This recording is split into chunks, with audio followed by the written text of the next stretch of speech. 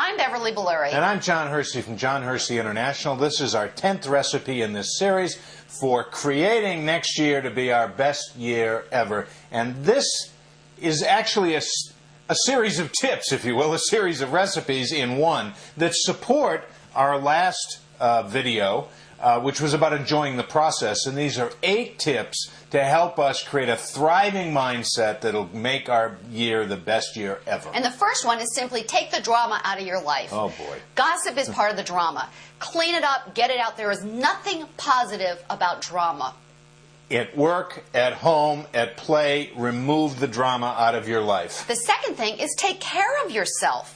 I mean, this is a body that carries us around. It gives us the nourishment. If you feed it properly, it will actually create energy and excitement and possibility, but you've got to take care of it. We all know that, but we sometimes don't do that. And yeah, and you know, it's like an obvious thing for us to do, but we have more energy when we do take care of it. Exactly. What's the next one? It's random acts of kindness, and we've heard this before.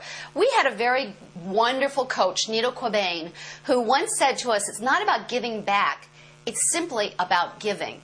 We are different when we come from a giving mentality, where we're willing to not always count what we get back, but simply give to our community, our family, our friends, and our work associates. Contributing to others. Exactly. You know, in that vein, if we can focus on gratitude, this is a very, very important thing. We live in Bev and I are blessed to live in a really wonderful place, Fountain Hills, Arizona. And we get to drive around all day, and it's very hard not to be grateful for where we live. If we can just focus on the things that we can be grateful for in our lives, our business. We can be grateful for the fact that we have a business, that we can have the best year ever and strive for it. Absolutely. And we also have been very, very conscious about cleaning up the clutter in our life. Oh, boy. Because we know that clutter can actually be a negative influence. And we had clutter everywhere because of the moves we had made and all that. We just carried everything with us.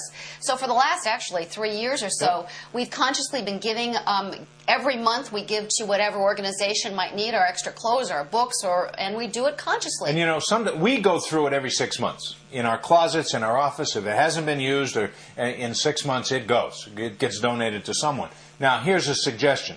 For some of us who haven't been through the decluttering exercise, it can seem a little bit overwhelming. So limit what you're going to what you're going to decide on. Give yourself one day. One day. Go into your office and say, today I'm going to declutter my office.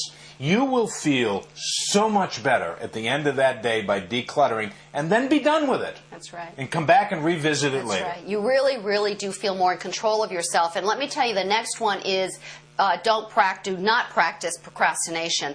Get into action, and decluttering is a good example. Absolutely. Start today. As soon as you finish this, just say, okay, I'm going to handle that drawer, but get in action in all aspects of your life. We've talked in past videos like this about taking on a coach or getting someone to hold you accountable.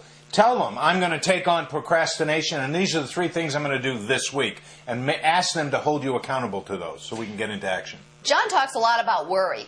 Worry is just a negative failure mentality.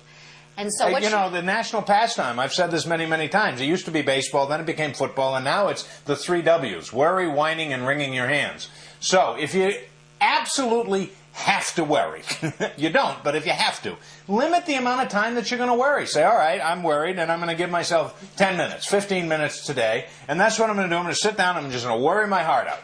And then be done with it, and move on, and start to enjoy the process, and start to be proactive. And the final one is just go for it.